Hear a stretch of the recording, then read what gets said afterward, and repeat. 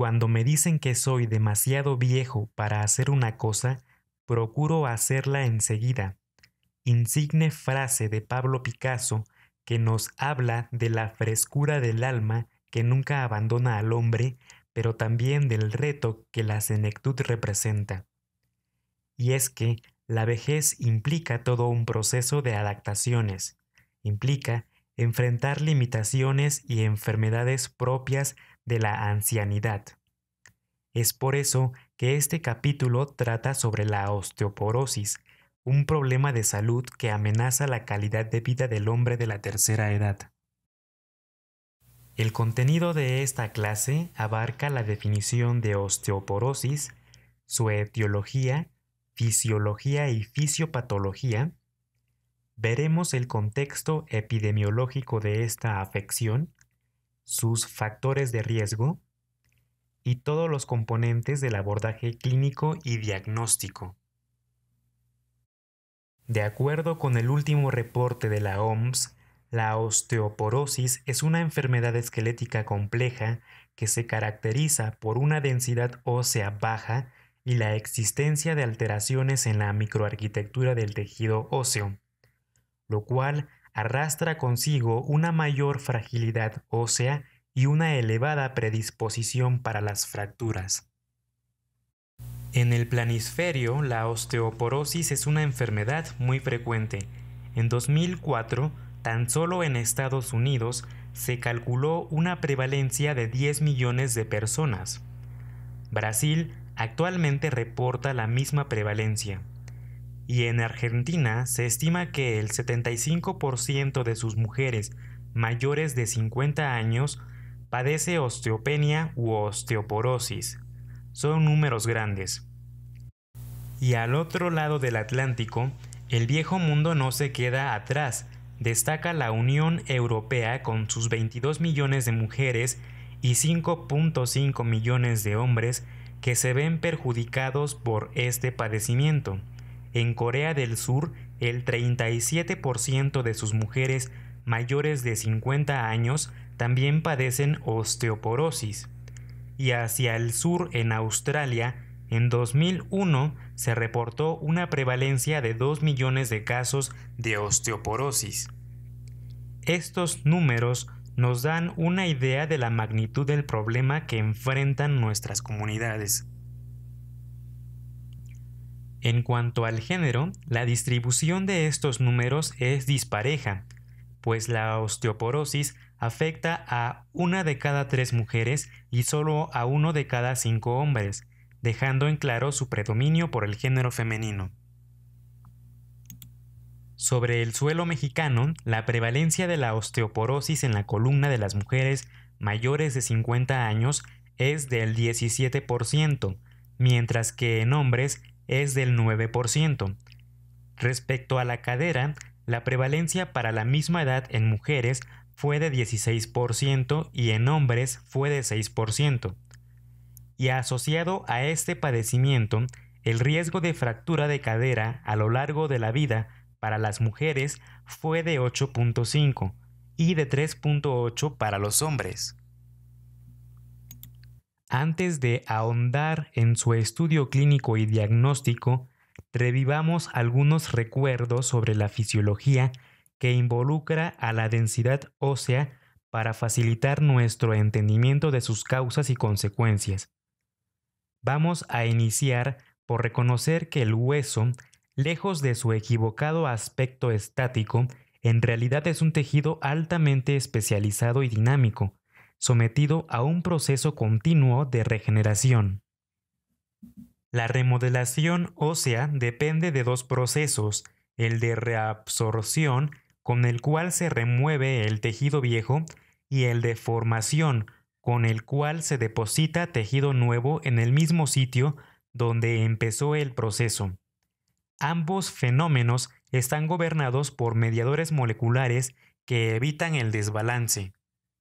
La remodelación conserva el hueso sano, pero en algunas condiciones, cuando estos eventos se ven afectados, el hueso se vuelve frágil y esta fragilidad lo conduce a fracturas. El proceso de remodelación consiste en una secuencia de fases bien orquestadas. El ciclo se constituye de 5 etapas.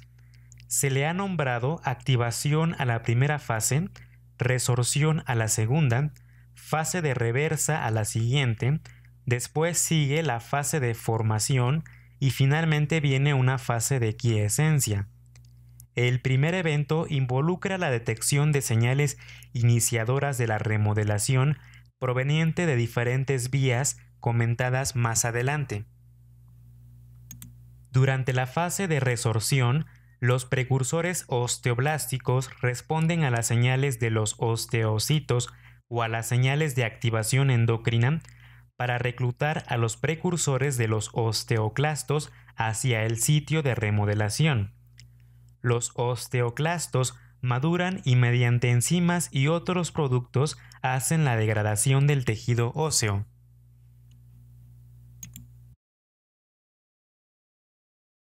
La fase de resorción será de duración limitada.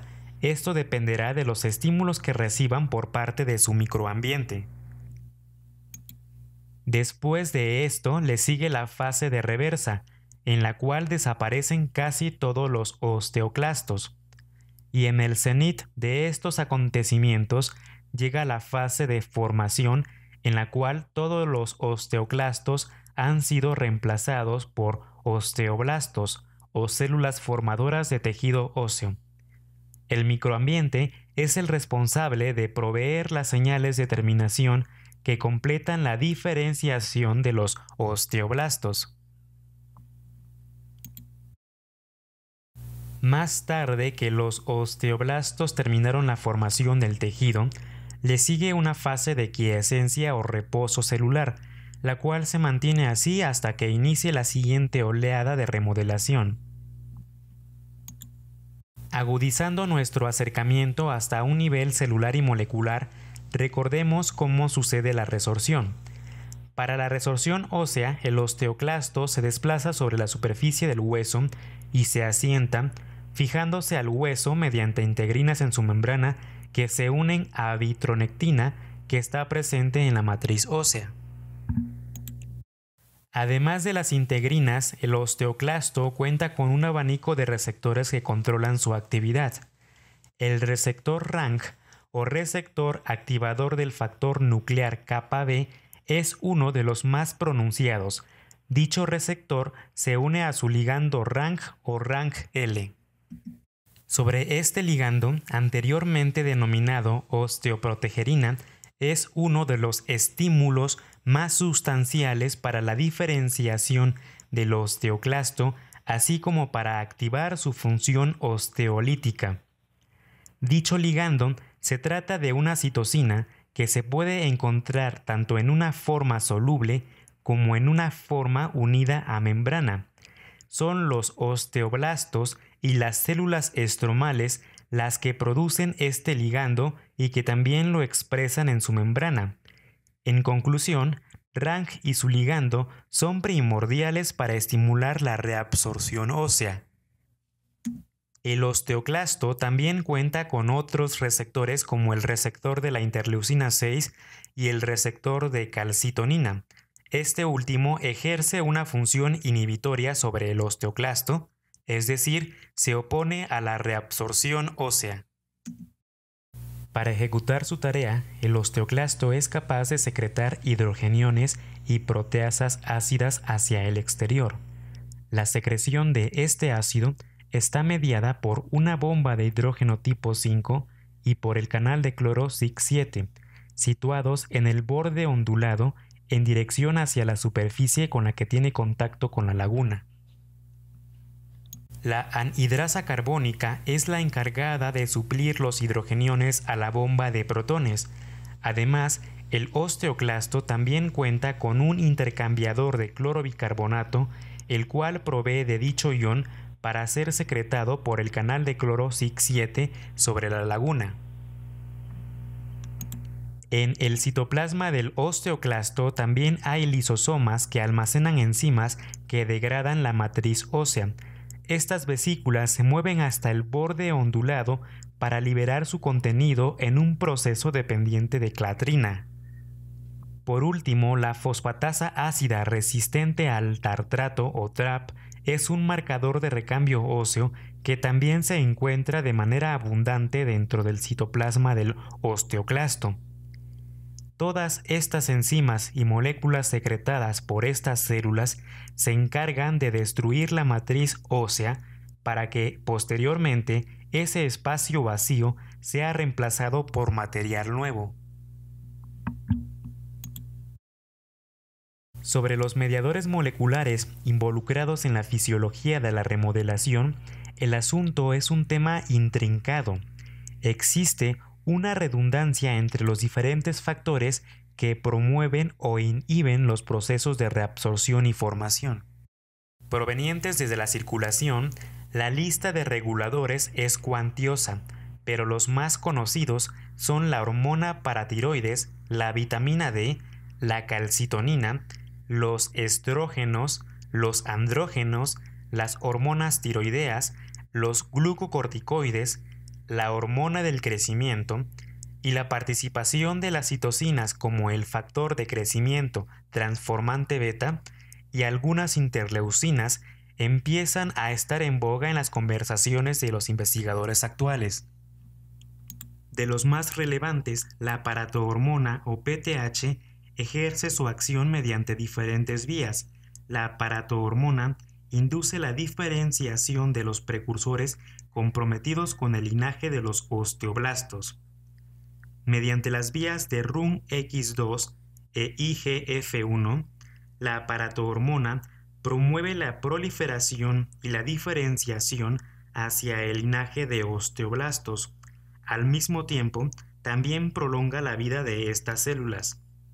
De manera individual, la vía IGF-1 es primordial para que los osteoblastos maduros puedan expresar el ligando RANG y el factor estimulante de colonias de monocitos. Estos, a su vez, promueven la génesis de osteoclastos.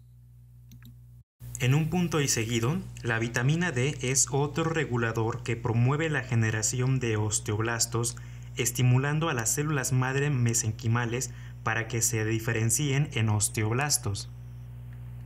Por su parte, la calcitonina incrementa la proliferación de osteoblastos y suprime la reabsorción de hueso al reprimir la actividad de los osteoclastos. Las hormonas sexuales también juegan un papel trascendente. Los estrógenos inhiben la absorción del hueso por su efecto directo sobre los osteoclastos al inducirles apoptosis. En cuanto a los andrógenos, logran su efecto de manera indirecta al regular la expresión de los ligandos de RAN en los osteoblastos. Sobre las hormonas tiroideas, sabemos que en el caso del hipotiroidismo habrá una reducción en el recambio óseo, mientras que en la tirotoxicosis existe una reabsorción acelerada. Los glucocorticoides sobresalen por su efecto reductor sobre la formación del tejido óseo y la hormona del crecimiento por un efecto opuesto. Toda esta red de factores se encargan de dirigir la remodelación ósea y en una persona sana mantendrán al hueso en un estado fuerte y resistente a las fuerzas que diariamente lesionan al hueso. Hasta los 30 a 40 años, la reabsorción y la formación se mantienen en equilibrio, pero después de esta edad y bajo la influencia del envejecimiento per se y de muchos factores de riesgo que comentaremos en breve, la balanza se inclina hacia el mecanismo que destruye el hueso. Las condiciones que modifican la susceptibilidad para el desarrollo de osteoporosis las podemos clasificar en aquellos factores de riesgo del estilo de vida, los genéticos y las condiciones médicas. En la esfera del estilo de vida, sabemos que la baja ingesta de calcio, la deficiencia de vitamina D o el consumo excesivo de vitamina A son factores nutricionales que incrementan la posibilidad de osteoporosis.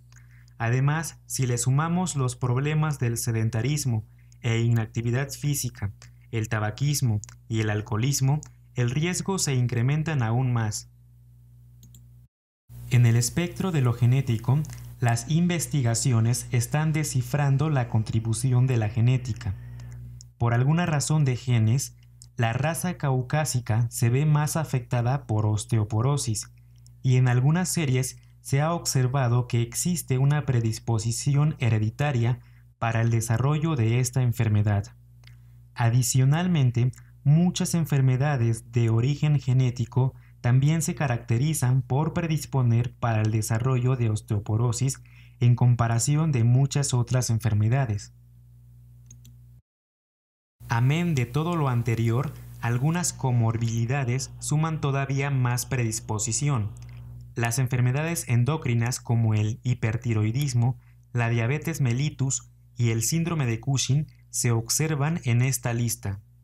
Las enfermedades hematológicas como el mieloma múltiple, las talasemias y las leucemias también se destacan, y no podemos dejar atrás a las enfermedades como la artritis reumatoide o aquellas enfermedades que causan alteraciones en la absorción de nutrientes necesarios para mantener sano al hueso.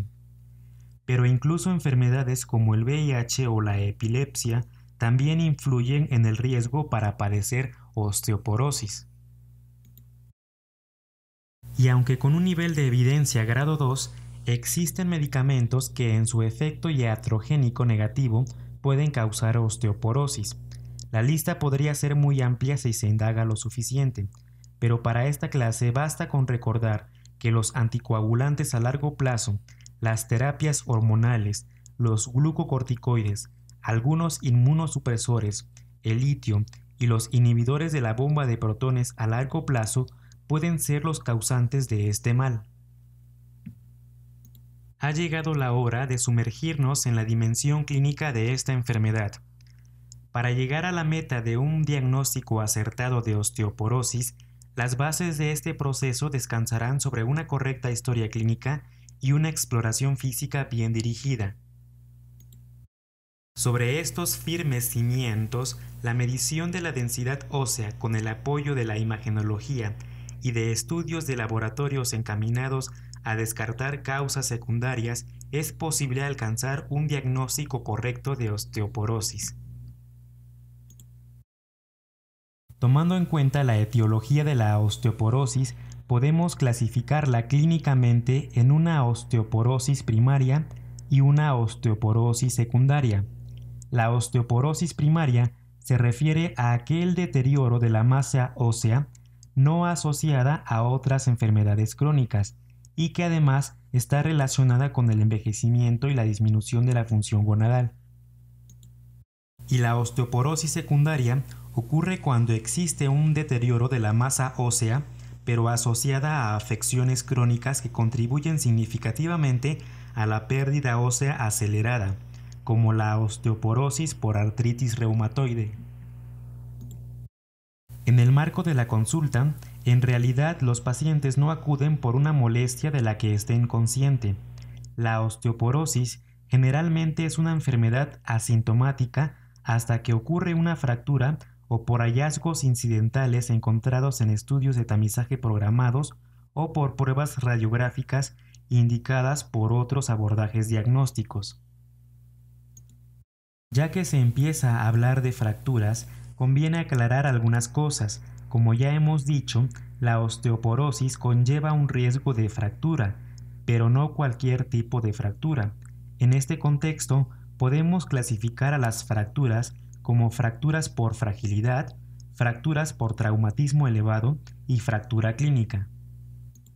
La fractura por fragilidad será aquella que resulta de un traumatismo menor, por ejemplo, por una caída desde la propia altura del paciente o menos. Este tipo de fracturas es la que se asocia directamente con la osteoporosis. Cuando se ven involucradas fuerza de magnitud mayor como la que resulta del choque de dos vehículos a alta velocidad en un accidente automovilístico, la fractura resultante será una fractura por traumatismo elevado. Y la fractura clínica es aquella que se sospecha por los signos encontrados en una exploración física, es decir, sin un sustento imagenológico. Siguiendo con el mismo hilo, existen ciertas fracturas por fragilidad que guardan mayor relación con la osteoporosis. Tenemos en esta lista a las fracturas del cuello femoral, a las fracturas vertebrales lumbares y torácicas y a las fracturas radiodistales. Estas cuatro son las fracturas con mayor probabilidad de ser consecuencia de la osteoporosis. Y en su contraparte, las fracturas con menor asociación con osteoporosis son las fracturas abiertas del húmero proximal, fracturas del cráneo y las fracturas de los huesos faciales. Si no se ha presentado una fractura, pero se trata de una persona con factores de riesgo y que además cumple los criterios de tamizaje, se recomienda tomar en cuenta las herramientas que nos permiten hacer una medición del riesgo de fractura. Para este propósito existen varias alternativas. La más renombrada es la herramienta de evaluación de riesgo de fractura, FRAX, una herramienta que nos ofrece la OMS para predecir el riesgo de fractura de cadera y fractura osteoporótica a un plazo de 10 años. Otra opción la representa la calculadora Q-Fracture de ClinRisk o la calculadora de riesgo del Instituto Garvan, las cuales también pueden ayudar a predecir el riesgo por traumatismo bajo a 10 años. Durante el interrogatorio con el paciente, si se trata de un paciente con factores de riesgo y se tiene en mente la posibilidad de osteoporosis, se debe preguntar acerca de dolores de espalda y cambios posturales. Además, se debe documentar todos los medicamentos que consume el paciente e indagar sobre los antecedentes heredofamiliares, ya que, como mencionamos, parece que la osteoporosis tiene un componente hereditario. Conocer todas las comorbilidades que el paciente sufra también es imprescindible para integrar una buena historia clínica. Sobre la exploración física, una revisión sistemática de 14 estudios sobre la exactitud o precisión del examen físico para el diagnóstico de osteopenia, osteoporosis o fractura espinal, se concluyó que sin el apoyo de una prueba complementaria, no hay un solo hallazgo suficiente para descartar o asegurar que se trata de un paciente con osteoporosis. Pero sí se sabe que el índice de masa corporal bajo o un peso menor a 57.6 kilogramos constituye un factor de riesgo, por lo cual este parámetro merece un momento de atención.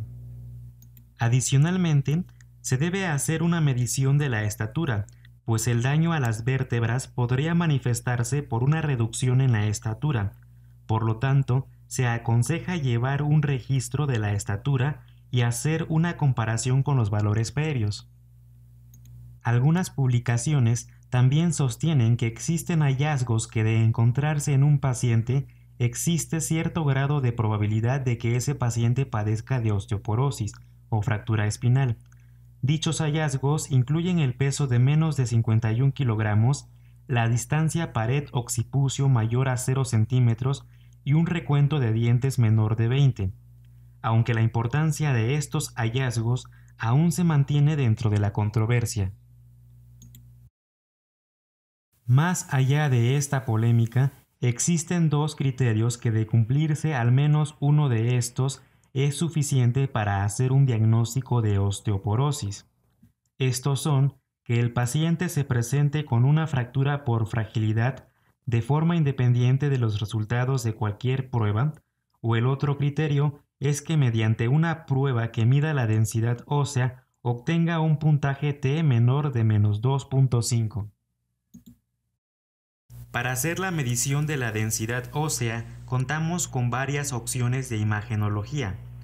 La absorciometría de rayos X de energía dual o DEXA, la evaluación de fractura vertebral o BFA, el ultrasonido cuantitativo y la radiografía también muestra un grado de utilidad, pero por encima de estas últimas opciones, el estudio gold estándar para el diagnóstico de osteoporosis es la DEXA.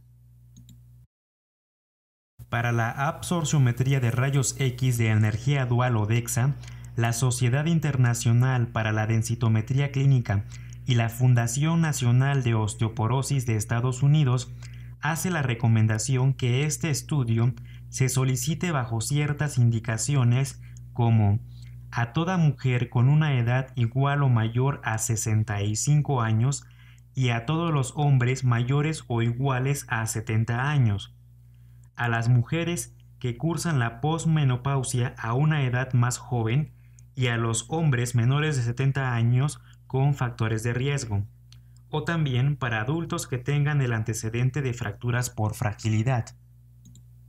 La lista de indicaciones incluye a aquellos adultos con afecciones como artritis reumatoide o que toman medicamentos como la prednisona a dosis mayores o iguales a 5 miligramos o equivalentes durante 3 meses o más. También se recomienda para cualquiera que esté tomando medicamento para la osteoporosis o una persona que ya está siendo tratada por osteoporosis, es decir, la DEXA también es un estudio de seguimiento. Por último, la DEXA se indica para cualquier persona que no esté siendo tratada, pero en quien la evidencia de pérdida ósea conduzca al tratamiento.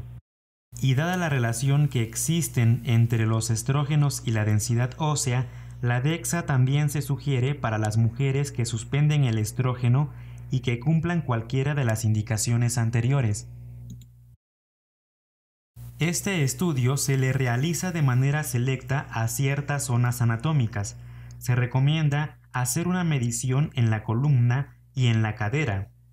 Sobre la columna, se prefiere hacer la medición mediante proyección póstero-anterior. Se aconseja usar de L1 a L4, y aunque no existe un número de vértebras a medir, se recomienda usar el máximo número de vértebras evaluables, excluyendo solo aquellas que presenten cambios estructurales o artefactos. En el caso de que se excluya alguna vértebra valiosa, se pueden recurrir a la medición en las vértebras restantes. Se hace también la advertencia de que debe excluirse vértebras que no son evaluables dentro de la resolución del sistema o cuando existe una diferencia de más de 1 entre una vértebra anormal y una vértebra adyacente. Además, se debe evitar usar la columna lateral para el diagnóstico. Referente a la cadera, se aconseja usar el cuello femoral o el fémur proximal total, en cualquier cadera. Hasta el momento, la evidencia es insuficiente para determinar si los puntajes T medios para la densitometría bilateral de cadera se pueden utilizar para el diagnóstico, por lo cual la densitometría mineral ósea media de cadera se utiliza más como un parámetro para la monitorización. Para interpretar los resultados de la densitometría, existen dos sistemas de puntuación. Tenemos al puntaje T y al puntaje Z. El T-score es utilizado en mujeres posmenopáusicas u hombres de 50 o más años de edad. El puntaje obtenido en este sistema representa el número de desviaciones estándar por encima o por debajo de la media para una población adulta sana de género y del mismo origen étnico. Y Z-score por su cuenta se aplica a mujeres premenopáusicas u hombres de 50 años o menos y niños. El valor obtenido mediante este sistema representa el número de desviaciones estándar por encima o por debajo de la media del género, etnia y población sana correspondiente a la edad. En resumen, en el contexto de una osteoporosis primaria que atañe sobre todo a las mujeres posmenopáusicas, usaremos el puntaje T para hacer la interpretación de la densitometría. Para la clasificación del puntaje T, la Organización Mundial de la Salud establece las siguientes definiciones. Para un puntaje que va desde -1 desviaciones estándar y por encima de este valor, el resultado se interpreta como normal. Cuando el puntaje está entre -1 a -2.5 desviaciones estándar, el resultado se interpreta como osteopenia. y para puntajes obtenidos por debajo de menos 2.5 desviaciones estándar, se entenderá que se trata de una osteoporosis.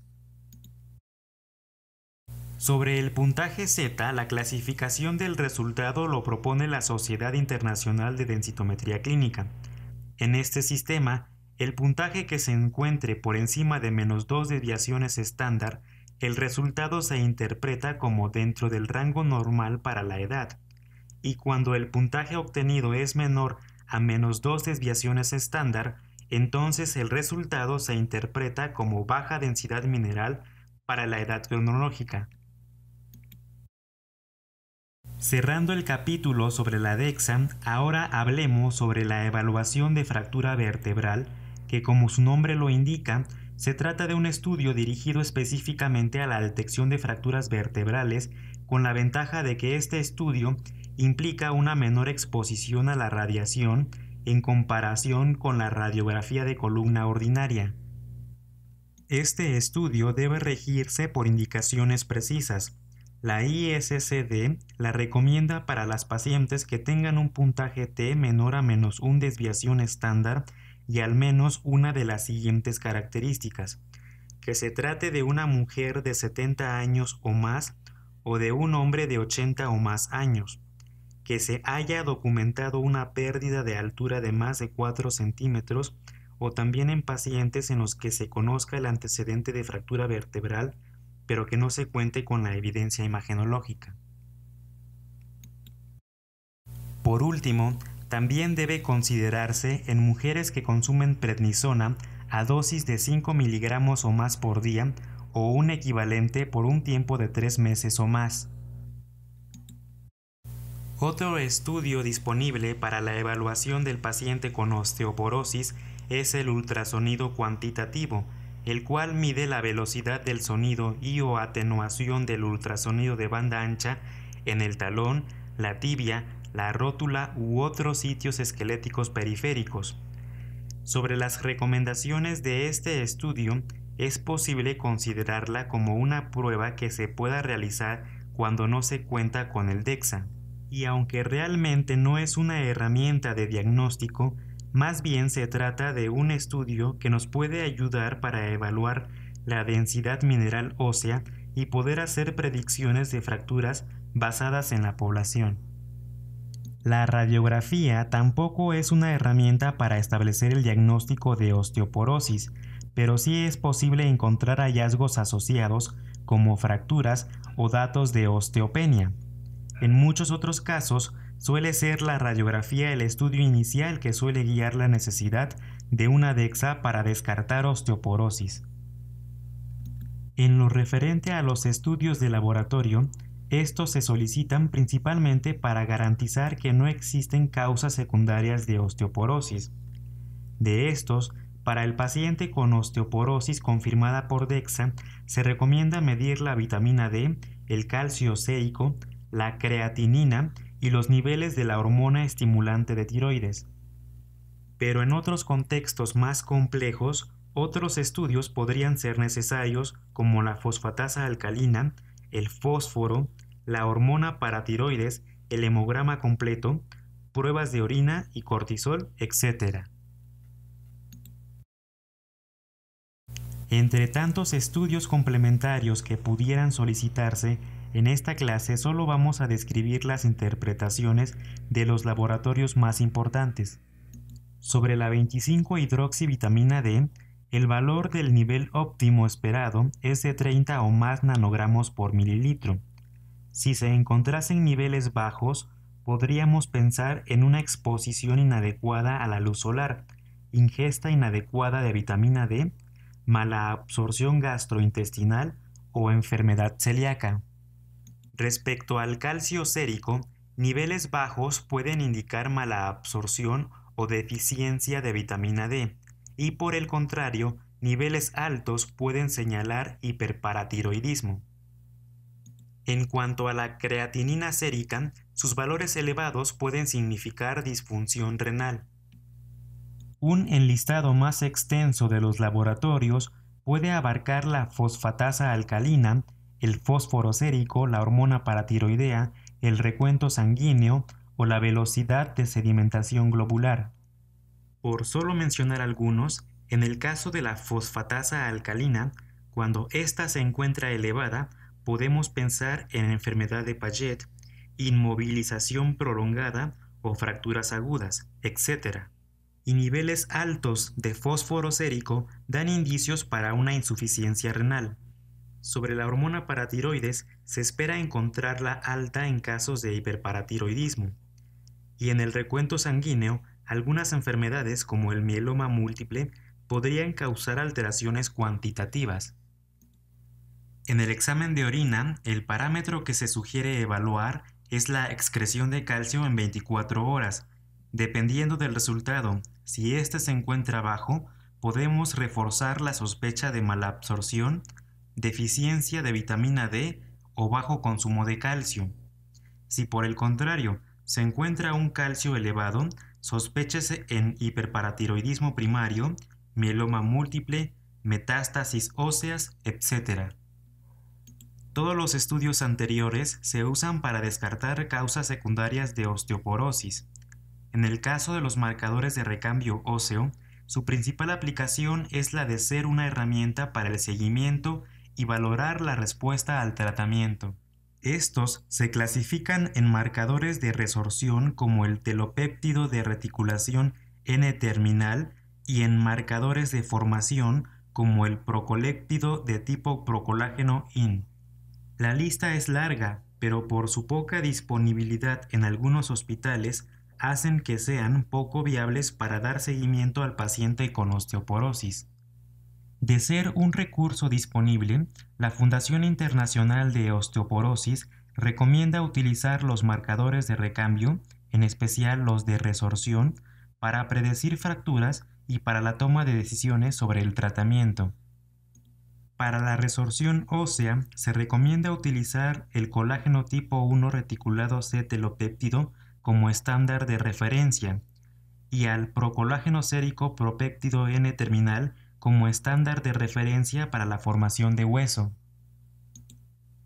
Terminando el capítulo de los estudios de laboratorio, si se establecen planes de tratamiento individualizados y estrategias para la reducción de factores de riesgo en la población, las complicaciones suelen ser raras, pero en algunos casos la fragilidad del hueso puede conducir a las fracturas de la cadera, costilla y muñecas, siendo estas las complicaciones más frecuentes de la osteoporosis. Para el diagnóstico diferencial de la osteoporosis, considere descartar mieloma múltiple, osteomalacia o hiperparatiroidismo primario. En el mieloma múltiple, el paciente también presenta cambios en la densidad ósea, pero se acompaña de otros síntomas como el dolor óseo y síntomas de insuficiencia renal. Para descartar esta patología, puede recurrirse a la electroforesis en orina, donde veríamos proteinuria de Bence-Jones, o la electroforesis sérica, donde se observaría una gamapatía monoclonal.